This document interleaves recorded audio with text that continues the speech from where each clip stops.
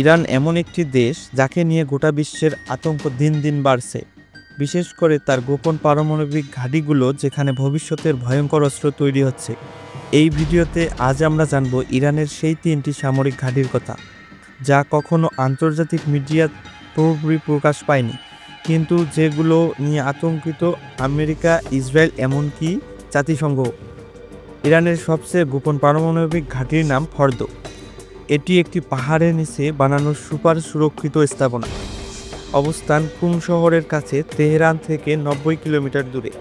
এটি 80 মিটার পাথরের নিচে। এখানে উচ্চমাত্রার ইউরেনিয়াম সমৃদ্ধ করা হয়, যা পারমাণবিক বোমা তৈরির মূল উপাদান। যুক্তরাষ্ট্র বলেছে এটি বোমা দিয়ে ধ্বংস করা প্রায় অসম্ভব।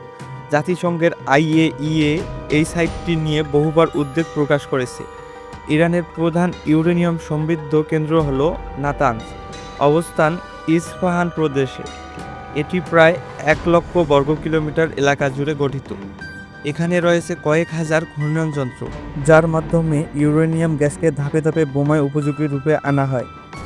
ইসরায়েল একাধিকবার সাইবার অ্যাটাক করেছে এই স্থাপনায়, বিশেষ করে 2010 সালে স্ন্যাপনেক্সট হামলা, যা পৃথিবীর প্রথম ডিজিটাল যুদ্ধের উদাহরণ। তৃতীয় এবং সবচেয়ে বিতর্কিত ঘাঁটির নাম ট্রান্সফিক। এটি তেহরানের বাইরে অবস্থিত একটি সামরিক কমপ্লেক্স। এখানে পারমাণবিক অস্ত্রে হাই এক্সপ্লোসিভ টেস্টিং এবং ডেটোনেশন সিস্টেম গবেষণা হয় বলে ধারণা। ইরান বহুবার আন্তর্জাতিক তদন্তকারী দলকে এখানে প্রবেশ করতে দেয়নি। 2022 সালে এখানে একটি বিস্ফোরণ ঘটেছিল, কিন্তু ইরান সেটিকে দুর্ঘটনা বলে দাবি করে। আসলে কি হয়েছিল তা আজও রহস্য। এই 3টি পারমাণবিক ঘাঁটি নিয়ে গোটা দুনিয়ার উদ্বিগ্ন।